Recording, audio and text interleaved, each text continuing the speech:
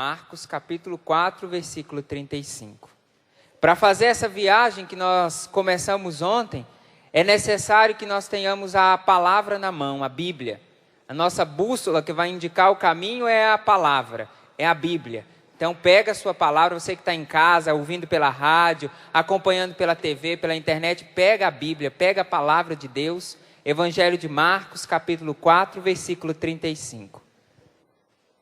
Diz assim o Evangelho: Naquele dia, ao cair da tarde, Jesus disse aos discípulos: Passemos para a outra margem. Eles despediram a multidão e levaram Jesus do jeito como estava, consigo no barco. E outros barcos o acompanhavam. Veio então uma ventania tão forte que as ondas se jogavam dentro do barco e este se enchia de água. Jesus estava na parte de trás, dormindo sobre um travesseiro. Os discípulos o acordaram e disseram-lhe: Mestre, não te importa que estejamos perecendo? Ele se levantou, repreendeu o vento e o mar. Silêncio, cala-te. O vento parou e fez-se uma grande calmaria. Jesus disse-lhes, então: Por que sois tão medrosos? Ainda não tendes fé? Eles sentiram grande temor e comentavam uns com os outros: Quem é este a quem obedecem até o vento e o mar? Palavra da salvação. Nós estamos então diante de uma passagem bíblica que mostra Jesus fazendo um convite para os discípulos. Eles já tinham trabalhado o dia todo, estavam trabalhando, cuidando da multidão, evangelizando, e no finalzinho da tarde, ali por volta de umas 4, 5 horas, no finalzinho da tarde, Jesus faz um convite para os discípulos: Vamos passar para outra margem? Eu sei que aqui no meio das pessoas que vieram para o encontro, tem algumas pessoas que foram agora recentemente numa peregrinação com a obra de Maria, com a Canção Nova lá na Terra Santa, e vão lembrar da beleza que é aquele cenário do Mar da Galileia. Imagina aquele lugar de tardezinha, um sol lá bem quente, e Jesus convida aqueles discípulos depois de um dia de trabalho para passear de barco.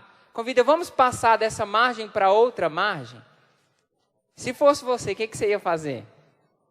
Imagina, depois de um dia de trabalho, convidado por Jesus a passar de uma... Está aqui o pessoal, olha, aqui que foi na peregrinação, marcando presença. Imagina aquele convite, passar de uma margem para outra, na companhia de quem? De Jesus. Imagina você no meio da sua multidão de preocupações, Jesus te convida para passear com Ele, sem pagar, porque Jesus não falou aqui o valor da passagem, nem nada. Gente, imagina aquele cenário lindo.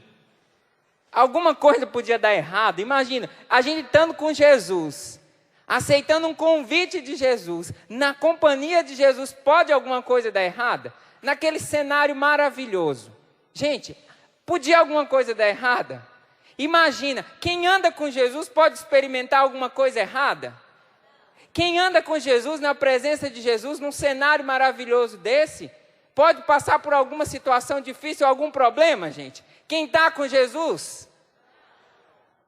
Então, vocês não devem ter ouvido o Evangelho, né?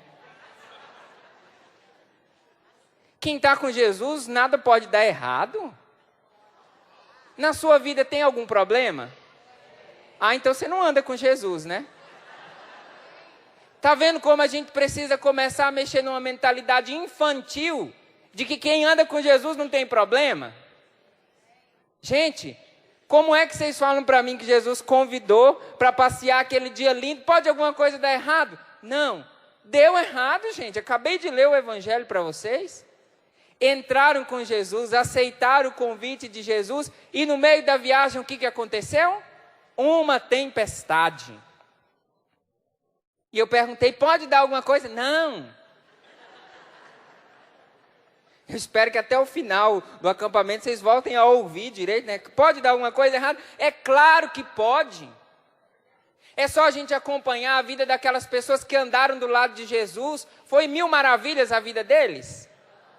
Então como é que vocês antes me responderam que não pode nada acontecer? Acho que vocês estão meio com um probleminha de cabeça, né? Mas a gente vai tentar resolver. Olha aqui, claro que pode dar errado. Versículo 37. Veio então uma ventania tão forte que as ondas se jogavam dentro do barco e esse se enchia de água. Ainda ontem uma senhora falou assim: padre, o barco da minha vida está para um lado, para o outro e está enchendo d'água. Eu falei assim: não é só o seu não, ó, aqui também. Enchendo d'água aqui. Quantas vezes na nossa vida, nós que andamos com Jesus, e o nosso barco foi sacudido. Ah, quem anda com Jesus não tem problema. Mentira! E não foi eu que inventei, vocês que confirmaram isso. Foi eu que inventei isso, não. Eu nunca preguei isso aqui. Nem a igreja nunca pregou isso. Que quem está com Jesus não tem problema. Está aqui. Chegou a ventania. Mesmo estando com Jesus. Você sabe de onde que vem essa mentalidade? A gente acha que quem anda com Jesus tem um plano de segurança. Nada me acontece. Mais ou menos como aquela imunidade parlamentar, que nada pode acontecer com os poderosos. Ninguém pode tocar neles, né? A gente acha: eu estou com Jesus, nada vai me acontecer. Eu pago dízimo, eu vou na missa domingo, eu sou até sócio da Canção Nova. O que pode acontecer comigo? Não é assim que a gente fala? Não, eu tenho minha vida direitinha. Aí onde é que entra essa mentalidade errada? Ditado popular: quanto mais eu rezo... E olha o tanto de assombração aqui na minha frente, que só pode ser assombração. Aonde é que você aprendeu isso? Quanto mais eu rezo, mais assombração me aparece. Isso não é ditado popular, isso é burrice popular. Gente, quanto mais eu rezo, mais assombração me aparece. É justamente essa mentalidade de quem acha: eu comecei a rezar, os meus problemas desaparecem. Nós não fizemos ontem o exercício pensando no problema? Desaparece, problema desaparece, problema desaparece. Está lá o problema. Imagina você naquele engarrafamento enorme, você falando assim: some os carros, some os carros. Aí você... Imagine São Paulo, tanto de carro que ia desaparecer. Funciona, gente. Ah, então quanto mais eu rezo, mais assombração me aparece, então não vou rezar mais. Adianta? Então o que nós precisamos entender é que as tribulações não vão desaparecer. Então, se elas não vão desaparecer, eu preciso aprender a enfrentar as tribulações. Ah, mas eu pensava que quem andava com Jesus não tinha problema. Pensou errado. Ah, mas eu pensei que eu voltando para a igreja, os problemas iam acabar. Mas a igreja não é balcão de reclamações, parecendo o Procon, que você vai lá e soluciona os seus... Não, não é assim. Andar com Jesus pede de mim e de você uma disposição de, junto com Ele, enfrentar aquilo que vier. Porque problema é assim, gente. Se correr, o problema pega. Se ficar, o problema nos engole. É ou não é? Então, o que nós precisamos fazer é aprender a desaparecer com os problemas? Não. O que nós precisamos fazer é aprender como enfrentar os problemas. Porque se eu não aprendo como enfrentar os problemas, achando que quem anda com Jesus não tem problema, e os discípulos pensaram isso. Porque depois que eles entraram no barco, a hora que a tempestade chegou, qual foi a primeira atitude deles? Ô Jesus, espera aí, que palhaçada é essa? Você me chama para passear e me coloca numa enrascada dessa? Espera aí, Jesus, o que você está fazendo? Você não está vendo o que eu estou passando? Quantas vezes nós já fizemos isso, gente? Ô Jesus, eu sou direitinho, pago os meus impostos, nunca matei, nunca roubei, porque tem gente que chega para falar quem é a pessoa, né? Ó, padre, eu nunca matei, nunca roubei, nunca fiz nada de errado. Né? É o conceito. Eu nunca matei, nunca roubei, eu nunca fiz nada de errado. E olha o que está acontecendo comigo. Quantos de nós já fizemos a oração igualzinho os discípulos? Senhor, você não está se importando com o que acontece com a minha casa? Essa oração é fruto de um coração fraco na tribulação. O coração de quem acha que bastava estar do lado de Jesus para que os problemas desaparecessem. É próprio de quem nunca leu o Evangelho, que nunca percebeu que quem andou com Jesus enfrentou muitos problemas. Mas a gente acha que vem uma imunidade. Comigo nunca, ninguém da minha família nunca vai ter um câncer. Ninguém nunca vai morrer. Ninguém nunca vai sofrer porque eu sou de igreja. Eu sou uma pessoa honesta. Gente, está aqui. Comece a botar o pezinho no chão. Não é desculpa porque eu ando com Jesus que os problemas não vão vir atrás de mim. Eles virão. Agora nós precisamos aprender como enfrentar esse problema. Nós precisamos aprender a como nos preparar. Porque a gente é bom para preparar a nossa casa para não ser assaltada. Nós somos bons para preparar o nosso carro para não ter nenhum imprevisto ali, nenhum problema. A gente cuida do carro, cuida da casa. A gente cuida da segurança dos nossos filhos, mas a gente nunca cuida da segurança da nossa alma. E o que derruba um cristão no tempo da tribulação não são os problemas do lado de fora. O que derruba um cristão, o que é determinante para que um cristão perca a luta contra a tribulação é quando ele se deixa abater do lado de dentro. Por isso nós precisamos aprender a preparar a nossa alma para a provação. Nós precisamos preparar a nossa alma. E aqui, desculpa, antes de dizer como preparar a alma, eu preciso denunciar que eu e você somos espiritualmente analfabetas. A gente sabe tudo do lado de fora, mas quando a gente fala da nossa alma, de preparar a nossa alma, nós somos espiritualmente analfabetas. A gente não sabe como preparar. Quando acontecer comigo, deixa eu ver. Quando acontecer, eu vejo o que eu faço. Cada um que sabe. Existe um caminho de se preparar. E aí é isso que eu quero nesse final de semana, trilhar esse caminho com você. Padre, mas falar de negócio de alma, espiritual, isso aí depois que morrer. Criatura. Imagina comigo agora um ser humano sem alma. O que é um ser humano sem alma, gente? É o quê? Morto. E quando eu só preocupo do lado de fora e deixo minha alma ir morrendo, eu já estou ensaiando para a morte. Então, eu tenho que preocupar. O ser humano é uma unidade de corpo e alma. Então, não dá para eu só cuidar do corpo, só da alma. Isso era lá na Idade Média. Agora, eu sei, a igreja já ensinou, a igreja já falou que o ser humano é uma unidade. Então, eu preciso preparar minha alma. Não adianta eu preocupar só com o dinheiro no bolso, só com a segurança externa. E a minha alma? E o meu coração? Então, nesse final de semana, eu e você vamos aprender, vamos fazer um curso rápido e intensivo de como preparar a nossa alma. Veja, eu não falei que é uma solução mágica. Eu falei que é um curso, que é um percurso, que é um caminho. E quem vai ensinar? O grande Padre Fabrício, que nada. Quem vai nos ensinar? A palavra. Pega comigo o livro do Eclesiástico, capítulo 2. Tem lá no livro Fortes na Tribulação, logo nos primeiros capítulos. A gente já começa com essa passagem bíblica. Livro do Eclesiástico, capítulo 2, versículo de 1 a 6.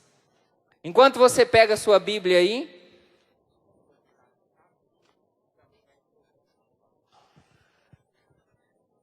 Eclesiástico, capítulo 2, versículo de 1 a 6. Não tem aquele filme que fala assim, aperte os cintos, o piloto sumiu? Aperte o cinto, porque o piloto chegou, ele não vai sumir não. E nós vamos começar uma viagem. Eclesiástico capítulo 2, versículo de 1 a 6. Eu proclamo e depois a gente volta, aula por aula, passo por passo. Eclesiástico 2. Filho, se te apresentas para servir a Deus, permanece na justiça e no temor, e prepara a tua alma para a provação. Mantenha o teu coração firme e sê constante. Inclina o teu ouvido e acolhe as palavras inteligentes. E não te afobes no tempo da contrariedade. Suporta as demoras de Deus. Agarra-te a Ele e não o largues, para que sejas sábio em teus caminhos. Tudo o que te acontecer, aceita-o e sê constante na dor. Na tua humilhação, tem paciência, pois é no fogo que o ouro e a prata são provados, e no cadinho da humilhação, os que são agradáveis a Deus. Crê em Deus, e Ele cuidará de ti. Espera nele, e dirigirá os teus caminhos. Conserva seu temor, e nele permanece até a velhice. Palavra do Senhor. Eu quero começar falando dessa passagem bíblica para você, mas eu quero tomar posse agora e quero viver com você o que essa palavra coloca. Primeira palavra do Eclesiástico é filho. Então eu agora estou assumindo a minha paternidade espiritual, e mesmo para você que já tem cabelo branco ou nem mais tem cabelo, tem dente ou nem tem dente, eu estou olhando para você e falando filho, filha. Eu sei que tem pessoas aqui que têm o dobro da minha idade, poderiam ser meu avô, minha avó, pai, mãe, mas agora você vai me escutar como um pai que fala para filho. Porque nós trazemos no nosso coração uma rebeldia muito grande, quando no tempo da aprovação alguém vem nos dar conselho. E se você veio e sentou aqui, está aí na televisão, assistindo, escutando, você vai me escutar como um filho. Porque eu estou assumindo a autoridade dessa palavra, para te orientar. Filho, filha. E quanto tempo tem que você não escuta essa palavra? Quanto tempo tem que você não se sente um filho orientado? E eu estou te orientando agora com a autoridade da palavra. Dessa palavra, filho. Se te apresentas para servir a Deus, prepara tua alma para a provação. Se te apresentas, mas eu não sou padre nem freira. Não estou falando disso, não. Esses também se apresentaram. Mas sabe quando nós nos apresentamos para servir a Deus? Quando aquele sacerdote, quando a gente ainda era pequenininho, muitos de nós, derramou sobre a nossa cabeça aquela água e disse: eu te batizo em nome do Pai, do Filho e do Espírito Santo. Ali você se apresentou para servir a Deus como um filho. Então, filho, prepara tua alma para a provação. E aqueles que são movidos de um espírito de rebeldia já começam a falar assim: lá vem o padre jogando praga para cima da gente. Porque não é assim que nós fazemos com os nossos pais? Quando os nossos pais dizem para nós: olha, leva o guarda-chuva que pode chover. Você acabou de fazer aquela chapinha, se pintou toda, né? Que hoje não tem mais mulher nenhuma de cabelo enrolado, é tudo chapada, né? E as que não chaparam estão com vontade de ficar com o cabelo liso, mas tem vergonha. Minha filha, leva a sombrinha que pode chover. Isso é coisa de velha. Olha aí, o sol está lindo. Minha filha, se prepara, leva o guarda-chuva. Aí a bonitona sai. 15 minutos depois, cai a chuva.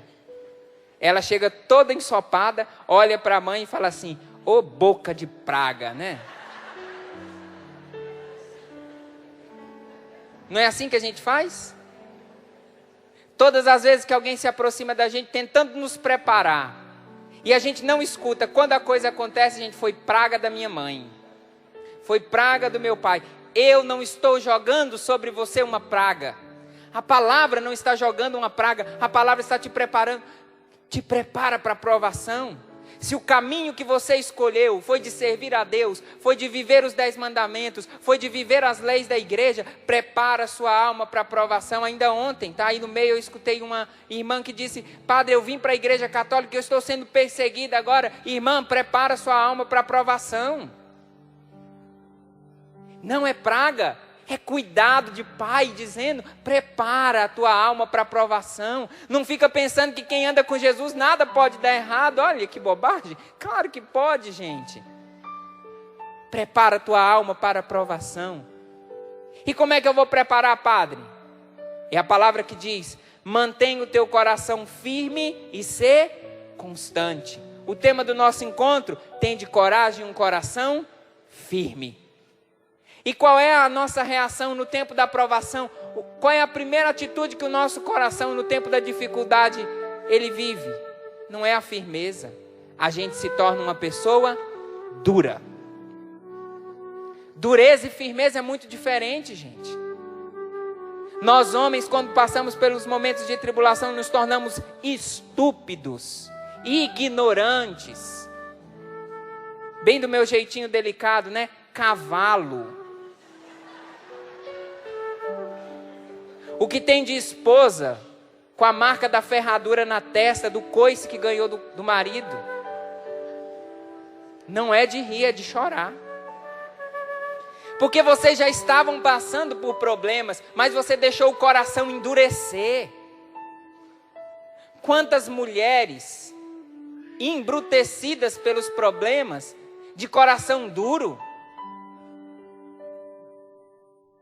Mulheres que deixaram de acreditar no amor, que perderam a esperança, porque foi tanto problema, que eu me tornei insensível. E desculpa falar assim, mas é verdade, se você gostar ou não. Quantas mulheres masculinizadas, quantas mulheres sendo o homem e a mulher da casa, com as costas grossas de tanto levar lapada, parece mais um homem do que uma mulher. Me desculpe as feministas, mas que é feio, uma mulher embrutecida é feio. A provação manteve o coração firme? Não, manteve o coração duro, endurecido. E aí, esse é o segredo para ser fraco na tribulação, porque uma pessoa de coração duro, ela se transforma no problema. Mas a palavra está dizendo: mantenha o teu coração firme. Passo por passo da palavra agora. Inclina o teu ouvido e acolhe as palavras inteligentes. Gente, no tempo da provação, é o tempo onde a gente menos escuta os outros. Não é assim? Parece que a gente entra em nós um espírito de nariz empinado, a gente empina o nariz e sai da minha frente, porque onde eu passar eu saio destruindo. Inclina os teus ouvidos. Ditado popular: quando um burro fala, de burro para burro, gente. Do burro que está com o microfone para os outros burros que estão tudo aqui, ó. Aqui e que estão aí em casa. No tempo da provação, inclina o teu ouvido. Sabe por que o burro murcha a orelha? Para escutar melhor. Coloca a mão assim atrás da sua orelha para você ver. Olha como é que você está me escutando melhor. Quem tem a orelha grande igual a minha, então, aí escuta melhor ainda. Mas de burro nós só ficamos com o nome, com o comportamento, porque a gente não inclina o ouvido para ouvir. A gente não quer saber do conselho do outro. No tempo da provação, faço eu, decido eu. Eu tenho o direito de tomar a minha decisão, então vai, bobona, e quebra a cara.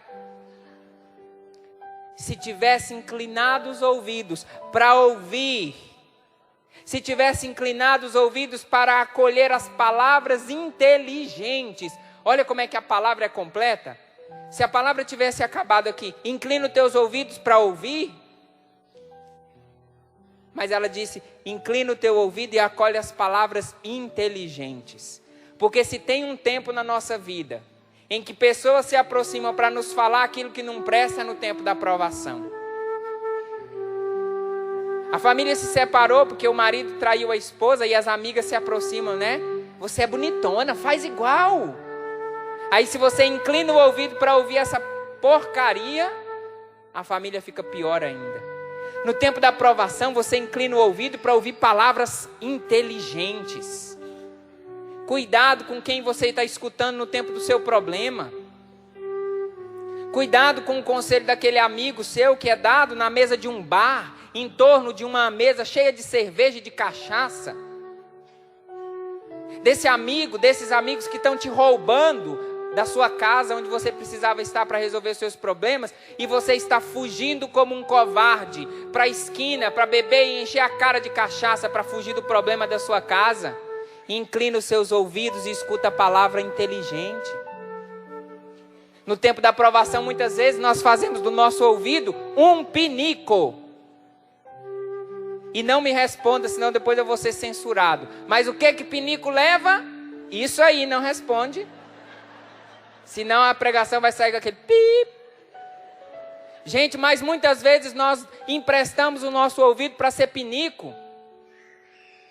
Para no tempo da provação escutar o outro falando coisas piores, vomitando dentro de você. Inclina o seu ouvido para ouvir palavras inteligentes. Por quê? Porque o meu e o seu ouvido não é pinico. Eu já estou passando por um problema. Se eu ainda vou escutar alguém que vai me falar coisas piores, eu vou ficar igual um pinico, cheinho, transbordando. Disso aí que você pensou. Próximo passo. Não te afobes no tempo da contrariedade. E eu gostei que na Bíblia da CNBB a tradução colocou essa palavra, afobado. Como é que a gente vive no tempo da tribulação, gente? Uma agonia só. Angustiado porque o tempo não passa, porque a solução não chega, e a gente vai atropelando as pessoas que nós mais amamos. Olha que competência miserável que nós temos. No tempo da tribulação, a gente desconta sempre em quem, gente? Nas pessoas que nós mais amamos. É aquela esposa que é simpática para todo mundo no trabalho, sempre 1000 sorrisos e carinhos. Chegou em casa, aí ela desconta em todo mundo, porque ela já aguentou muito, aí ela sai dando na cabeça do marido, dos filhos, da moça que ajuda em casa. Marido também, filho também, um anjinho, né? Ele vai no grupo de oração, ele é um anjo, ele toca, ele canta, ele prega. Chega dentro de casa, ele parece o diabo, né? Dando patada em todo mundo. Por quê? Angustiado, agoniado. Não te afobes no tempo da contrariedade. No tempo da contrariedade, a gente fica tão angustiado que a gente vive procurando soluções fáceis para problemas difíceis. Esse aqui é outro segredo para ser fraco na tribulação. Se você encontrou uma solução fácil para resolver um problema difícil, desconfie. É uma solução pirateada. Vai te deixar no meio do caminho. Soluções fáceis nunca resolvem problemas difíceis. É preciso empenho, enfrentamento. Soluções fáceis que resolvem problemas difíceis é propaganda enganosa. E a palavra não está fazendo propaganda enganosa. Suporta as demoras de Deus. E o tema do nosso encontro é: tende coragem e um coração firme, vós que esperais no Senhor. Agora não é esperar de qualquer jeito, não. Não é cruzar os braços, estava à toa na vida e o Senhor... Não, não é assim não. Não é um esperar à toa. É uma espera operante. É uma espera ativa. É uma espera que caminha em direção do Senhor. Olha como é que a palavra diz. No tempo da espera, agarra-te a Ele e não o largues. E o que é que nós fazemos? No tempo da provação, a primeira coisa que a gente faz, não rezo mais. Quanta gente, tomara que aqui tenham muitos, e em casa também, porque a gente vai resolver esse problema. Quantas vezes nós falamos, não rezo mais? Porque eu pedi para Deus e agora eu vou procurar a solução em outro lugar. E aí, porque não agarrou a igreja, não se agarrou ao Senhor, acabou se agarrando a porcarias fora da igreja. As soluções mentirosas e fáceis. Porque não se agarrou em Deus no tempo da provação, acabou se agarrando a si mesmo, a seu próprio egoísmo, a sua própria inteligência. Eu sei, eu faço, eu decido. Agarra-te a Ele e não o largues. E aí agora vem um remédio duro, né? Suporta as demoras de Deus. Agarra-te a Ele e não o largues, para que seja sábio em teu caminho. Qual é a primeira reação? No tempo da contrariedade e da provação, a gente fica desorientado, não é verdade? Quantos de vocês procuram pelos padres, por amigos, e falam assim, o que eu faço agora? Para onde que eu vou? É tanta paulada, você vai levantando de uma e vem outra. Você levanta de um e te puxa um tapete, te empurra. Assim, o que eu faço? Já viveu essa sensação? Eu não sei o que eu faço. Fulano morreu e agora o que eu faço? Ele era a minha vida. Eu perdi o trabalho e agora? Desorientado. Olha o que a palavra fala. Agarra-te a ele e não largues, para que seja sábio em teu caminho. O que mais nós precisamos viver no tempo da contrariedade é estarmos orientados por Deus. O que faz com que a gente vá errando cada vez mais no tempo da provação é que, desorientados, a gente sai procurando solução em todos os lugares. Agora é uma moda, né? Todo carro agora, por mais furreca que seja, velho, todo carro tem lá um aparelhinho de GPS. Não é assim? Por mais, a lata velha está lá, comida por ferrugem, tem lá um negocinho de GPS. Não é assim? E para que funciona o GPS? Para indicar o caminho. E aí coloca a voz daquela moça linda, né? Aquela voz, né? Você está acima do limite permitido. A 500 metros, vire à direita. Não é assim? E aí o que a gente faz? Vira a 500 metros, vira à direita. Nem sempre quando ela fala, você está acima do limite permitido, você diminui, né, cara de pau? Mas a gente vai obedecendo. Não é assim? A gente vai pegando orientação. Mas lembra quando você era pequenininho, que sua mãe falou assim, não conversa com estranhos. Não obedece estranhos. Não segura na mão de estranhos e sai por aí. Lembra disso? Você conhece a moça do GPS? Conhece? Você já viu ela algum dia? Sabe o nome, sobrenome? Mas ela te manda virar para a direita e você? Vira para a direita. Olha o tanto que a gente é anta, né? Burro, empacado, que nem inclina o ouvido. Vira para a direita, a gente vira. E seguro, porque ela vai me levar no caminho, né? Só que hoje eu quero falar para vocês de um outro GPS. De alguém que você já conhece. De alguém que muitas vezes não tem essa voz tranquila e aveludada, mas que tem uma voz firme.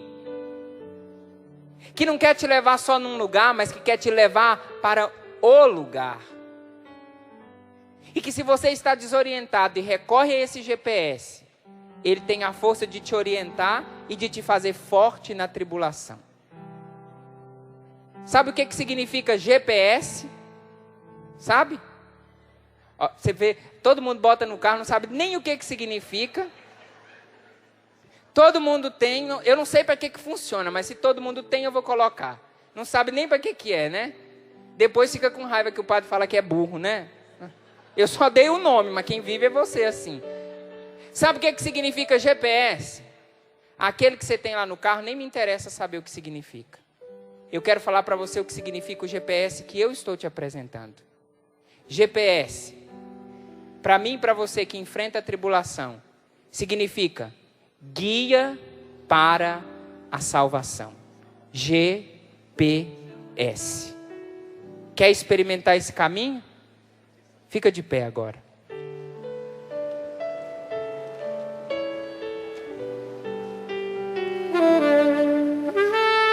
A última parte dessa passagem bíblica que nos ensina o que é ser forte na tribulação, diz assim: crê em Deus e Ele cuidará de ti. Espera nele e dirigirá os teus caminhos. Você prefere confiar em quem? Na moça do GPS ou nesse GPS que eu te apresentei aqui? É? Sério? Prepara tua alma para a provação. Qual GPS que você vai escolher?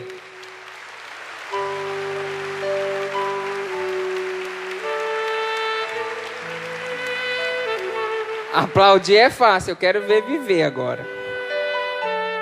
Qual GPS você vai seguir? Esse aqui? Prepara sua alma para a provação.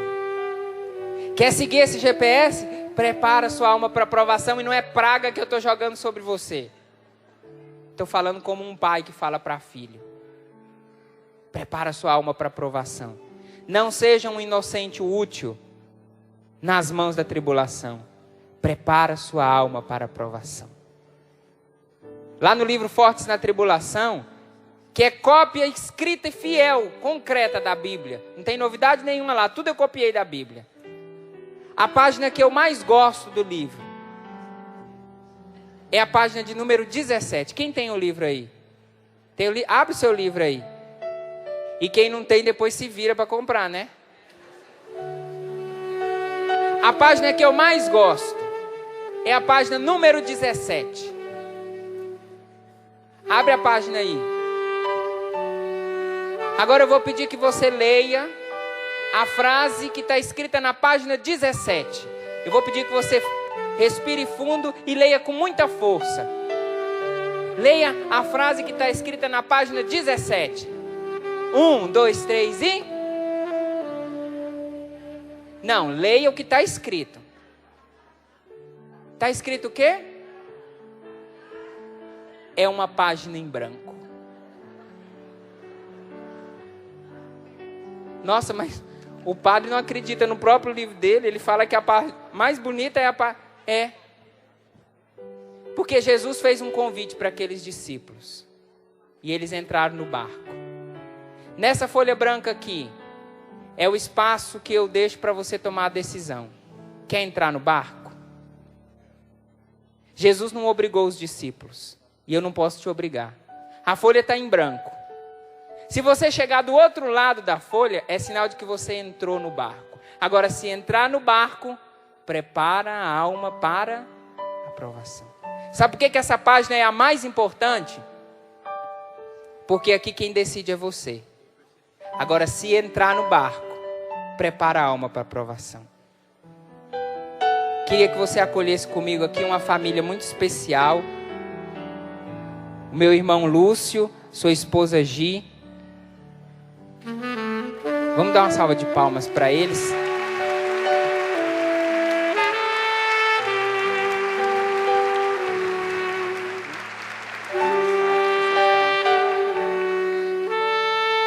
Ontem nós falamos dos tesouros. Tendo Deus em primeiro lugar, não tem problema de ter tesouros. Eu estou apresentando para vocês aqui um tesouro meu, um tesouro da Canção Nova. A família. Família é um tesouro. Mas eu quero que eles mesmos contem para vocês. E nós estamos em pé porque nós já estamos na oração. O testemunho nos leva para a oração concreta. Um casal de consagrados que tinha tudo para ser imune aos problemas.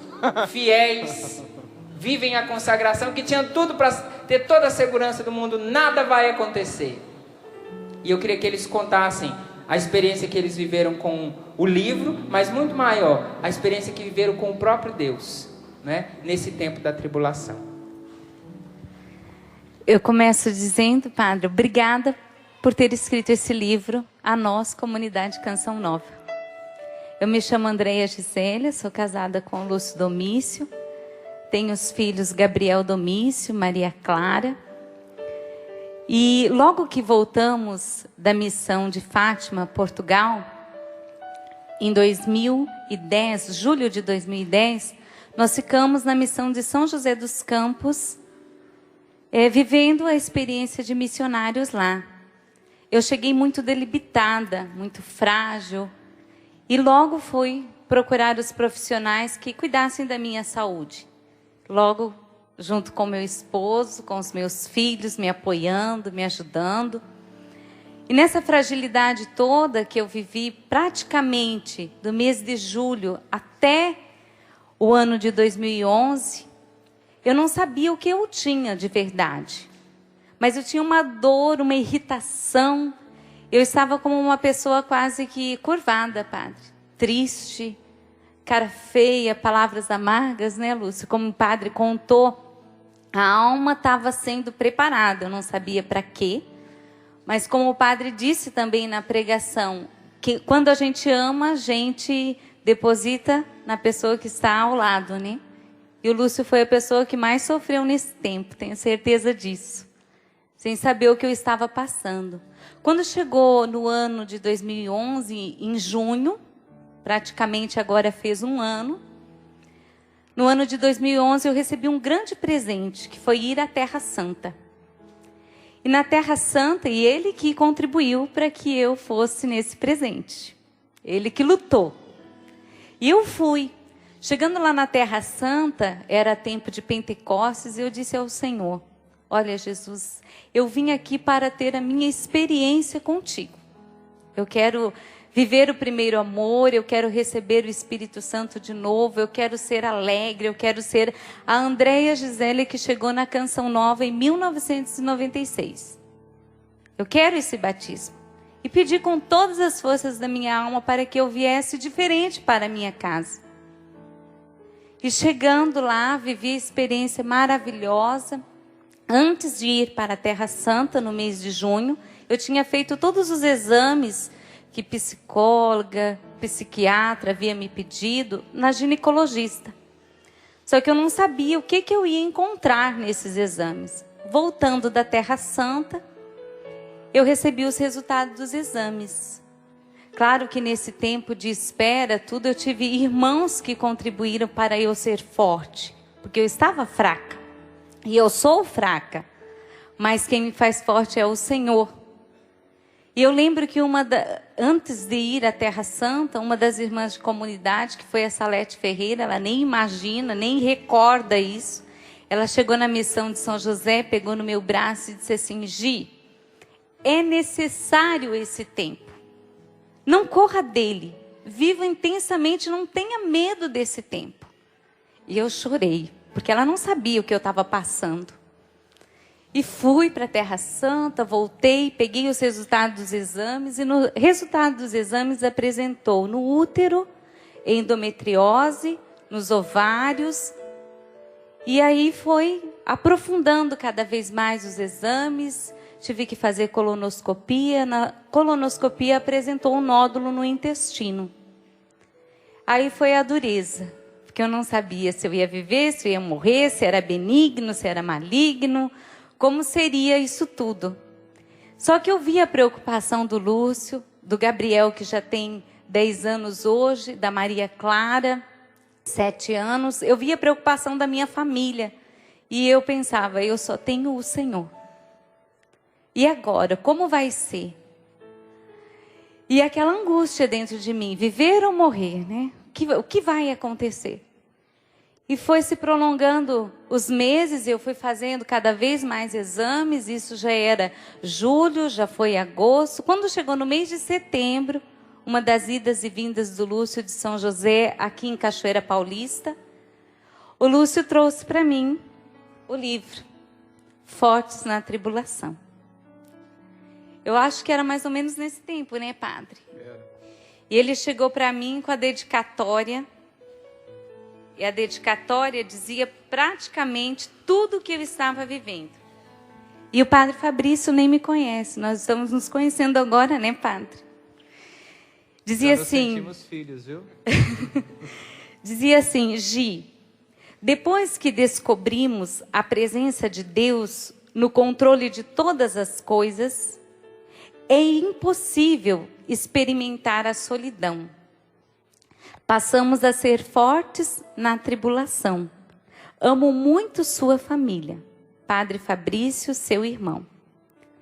Quando eu recebi esse livro, em meio a todos os exames, a tudo que eu estava vivendo, eu sempre fui uma pessoa de temperamento forte, de querer controlar todas as coisas. Quando eu li, no controle de todas as coisas, quando descobrimos a presença de Deus, o controle de todas as coisas, é impossível a solidão. E era o que eu estava vivendo lá em São José. Uma solidão tremenda. E querendo controlar tudo com as minhas forças, com o meu jeito, com o meu temperamento. E a psicóloga já tinha dito para mim que não era por aí o caminho. O Lúcio rezava por mim quase que diariamente e dizia a mesma coisa, só que não entrava dentro de mim. Quando eu li isso aqui, eu digo, meu Deus. Porque eu estava em São José dos Campos, e agora eu vou dizer publicamente, eu não queria estar. Eu queria estar na minha casa. A minha casa é Cachoeira Paulista. Eu queria estar perto das pessoas que eu amo, Queria estar perto do Eto, da Luzia, do Monsenhor Jonas. Queria estar perto dos meus irmãos que eu tinha deixado em 2007, quando eu fui a Portugal. Só que isso não aconteceu. Foi preciso eu parar lá em São José para descobrir todas essas coisas que eu precisava ser trabalhada. Graças a Deus eu parei lá. Mas no meu interior eu não queria ter parado. A minha alma, né, Padre? Na minha alma. Eu não queria ter parado lá. Mas nessa parada, Deus fez eu trabalhar a minha humanidade. Fez eu conhecer a minha humanidade, a minha alma e deixar ser trabalhada por Ele. E quando o livro chegou, que eu li essa dedicatória, eu comecei a ler página por página. Eu estava travada desde que eu tinha vindo de Fátima, de Portugal, na minha vida espiritual, na minha vida com Deus, principalmente na questão da leitura. Eu não conseguia ler um capítulo inteiro da Bíblia, quem dirá um livro deste. E quando eu peguei o livro para começar a ler, a experiência foi a mesma que eu tive quando eu cheguei na Canção Nova. Porque eu li os livros do Monsenhor Jonas, eu li os livros do Padre Léo, e eu não sei se você já teve essa graça de ler um livro e ouvir a voz dele. E eu, quando lia os livros do Monsenhor Jonas, era como se eu ouvisse o Monsenhor Jonas falar diretamente comigo. E quando eu peguei o livro Fortes na Tribulação, eu ouvi a voz estridente do Padre Fabrício, mas eu ouvia a voz do meu fundador. E eu me confundia com os meus sentimentos, com as minhas emoções, porque eu me sentia sendo curada. Curada dos medos, porque eu não tive depressão, eu tive paranoia. Eu tinha medo de tudo, eu tinha medo de falar, eu tinha medo de me pronunciar, eu tinha medo dos meus irmãos, do meu marido, dos meus filhos. E quando eu fui lendo este livro, eu fui me encontrando com a voz do Padre Fabrício, com a voz do Monsenhor Jonas. Gente, quem que eu estou ouvindo? A quem eu estou ouvindo nessa leitura? E fui deixando ser curada. Eu não sei, eu não posso dizer para você que está aqui, para você que está assistindo, qual o capítulo do livro me tocou mais. Porque eu fui do começo ao fim do livro sendo tocada e curada. Porque a partir desse livro eu já li outros livros. Eu pude me encontrar com a palavra de Deus. Foi uma cura assim completa. A medicina me ajudou muito. Mas eu me encontrei com algo precioso e cada um que eu ouvia da comunidade, dos meus irmãos, eu perguntava: você já leu o livro do Padre Fabrício? E assim eu fiz, mandei para minha casa, para minha família biológica, para ler esse livro, para divulgar esse livro. Porque a experiência foi única. Foi a certeza que eu tive de que a solidão foi embora. Quando chegou em janeiro deste ano, eu vim para minha casa. Eu estava pronta para chegar aqui na minha casa. Chegamos dia 23 de janeiro de 2012 em Cachoeira Paulista, nessa missão. E chegando nessa missão eu já tinha todos os resultados dos exames. Eu precisava fazer a cirurgia. E eu disse: Senhor, eu li todo o livro, Fortes na Tribulação, e agora eu tenho que ser forte porque eu tenho que enfrentar uma cirurgia. Eu nunca fui doente, eu nunca tive que tomar remédio, agora eu chego na minha casa, na casa-mãe eu tenho que me apresentar doente. Eu não queria estar doente, eu queria estar forte, eu queria estar dando tudo na missão, como eu sempre dei. E o Senhor me deixou parada na missão 5 meses, de janeiro a maio, esperando pela cirurgia. Fiz a cirurgia. O doutor Djalma foi um pai para nós, né, Lúcio? Encaminhou todo, foi o anjo de Deus. Ele levou para essa cirurgia um médico que cuida de intestino, um gastro, que eu não conheço, que eu não fui atendida por ele. O doutor Djalma cuidou da toda a parte ginecológica, mas quem cuidou do intestino foi um médico que eu só conheço pelo nome. Vivi experiência de fé profunda nessa cirurgia, porque você já pensou ser cirurgiado por um médico que você nunca viu? Eu só tive a confiança no doutor Djalma de dizer: está tudo nas suas mãos, o que o Senhor resolver está resolvido. O Lúcio conversou após a cirurgia, que aconteceu agora no mês de maio, no dia 5 de maio eu fui cirurgiada, e correu tudo bem, e o nódulo que eu tinha no intestino era benigno, para a graça de Deus. Né? E saber que depois de toda essa cirurgia eu posso estar aqui forte, para dizer aos meus irmãos, ao padre, principalmente aos meus irmãos da comunidade, que nós temos que superar tudo, seja no tempo que for, na hora que for, sabendo que por mais fracos que nós nos sintamos, nós somos fortes porque nós temos os olhos fixos em Jesus. Foi isso que eu fiz esse tempo todo, ter os olhos fixos em Jesus e no amor dos irmãos. O melhor lugar para eu estar e para fazer essa cirurgia tinha que ser na minha casa. Tinha que ser aqui em Cachoeira Paulista. Por isso a cura do amor, da visita dos irmãos. Né? Eu creio que esse tempo que eu fiquei esperando para fazer a cirurgia e fazendo os exames, não foi a medicina que me curou.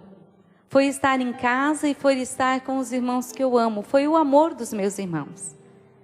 Para dizer para você, povo de Deus, para você que está aqui, para você que está assistindo, tudo nós podemos superar se nós temos os olhos em Jesus, nos lançando nele para que ele nos ensine a verdadeira chave de viver o forte na tribulação, o amor. Nós vamos longe. É interessante, Padre, que nós fizemos a experiência tal como o senhor disse. A senhora tribulação chega, ela não pede licença, ela não bate na porta, ela entra. E nós vivemos essa experiência muito concreta de tocar no que é a promessa do matrimônio. Porque quando você está lá em cima e diz, até que a morte nos separe, é dizer, quando você sente isso muito próximo, é outra experiência, não é? E aqui eu faço questão de dizer que bendito seja Deus que o senhor não mudou a capa do livro. Bendito seja Deus por isso. Porque a primeira coisa que me atraiu no livro foi perceber que eu sou igualzinho a esse barquinho, de papel. Mas dentro dele está Deus. E foi isso que nos ajudou. A gente recebeu o primeiro diagnóstico e poderia ser um câncer. Foi muito duro, porque eu olhava para as crianças e pensava assim, normalmente a psicologia diz que quando o pai vai, a mãe consegue ficar com os filhos e aguentar a casa, né? E se for a mãe ficar eu, como vai ser? E por natureza, já sou assim muito dramático, né? Então não era muito difícil fazer esses raciocínios. Mas foi interessante perceber Deus caminhando conosco, comigo, com a família, nos fazendo viver cada etapa. E na nossa fraqueza, Deus ia nos fazendo fortes. Nós não tivemos, acho que, medo de encarar que a gente era fraco, que a gente não sabia lidar com a situação e que a gente precisava de Deus. Eu brinco muito com a Gi que eu li o livro 2 vezes, né? Eu acho que eu fui a primeira pessoa a ouvir o audiobook, só que não na voz do Padre Fabrício, mas na voz da Gi, né? Porque ela terminava cada capítulo e ela me contava palavra por palavra. E isso foi me fortalecendo também. E depois, quando eu tive a experiência de ler o livro, foi bem na época que a médica disse que a solução para Gi, quanto à parte ginecológica, isso a médica que nós estávamos em São José, era retirar tudo. Era retirar o útero, retirar os ovários, retirar as trompas, retirar tudo. E para mim foi um momento muito duro, porque eu sempre quis ter mais um filho, né? A gente tem 2, eu queria ter 3. E eu pensei assim, e agora? Então não vai ter mesmo, não é? E eu olhava para a Gi e pensava assim, e agora, o que fazer? Não é? E poder contemplar em Deus que eu não tinha nada para oferecer para ela, não tinha nada para oferecer para as crianças, e eu tinha que lidar com aquela situação que era muito dura e aprender a fazer exatamente isso que o senhor falou na pregação, ouvir o conselho de Deus. Quando o senhor estava pregando e dizia de ouvir a palavra inteligente, eu escrevi nas minhas anotações, a palavra inteligente vem de uma boca sábia, e Deus é o sábio dos sábios. E eu procurei ouvir a Deus e passo a passo nessa situação, ir oferecendo a Deus em reparação. Meu sonho é mais um filho, está nas tuas mãos, Senhor. O meu sonho não é maior do que o Senhor. Entre o meu sonho e o Senhor, eu fico com o Senhor. Se é isso que o Senhor nos oferece, a gente aceita.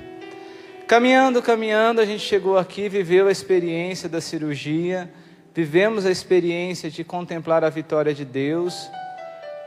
E hoje a gente tem essa oportunidade de estar aqui, olhar para cada um de vocês e dizer: o caminho é esse, não há outro caminho. Essa semana agora eu e a gente estava almoçando, aí conversamos, e são raros esses momentos, né, porque as crianças ficam na cabeça da gente, mas elas saíram, ficou só eu e a Gi. Aí ela olhou assim: Lúcio, tem alguma coisa errada com a gente, né? Aí eu: como assim?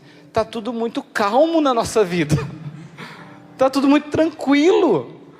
Aí eu olhei e falei assim: mas é mesmo? Aí a gente parou: não, na verdade não está muito tranquilo não. Aí a gente foi enumerando as situações que a gente está vivendo, e as ondas estão bem altas. Aí a gente olhou um para o outro: qual que é a diferença?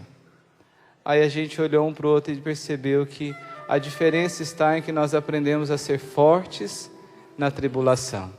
É assim que a gente termina, falando para você isso e agradecendo ao Senhor, Padre Fabrício. Se para todo esse povo está sendo bom, eu ainda não sei, porque eu não os conheço no tu a tu. Mas para nós, a gente tem que olhar nos olhos do Senhor e dizer: muito obrigado. Obrigado porque o Senhor escreveu.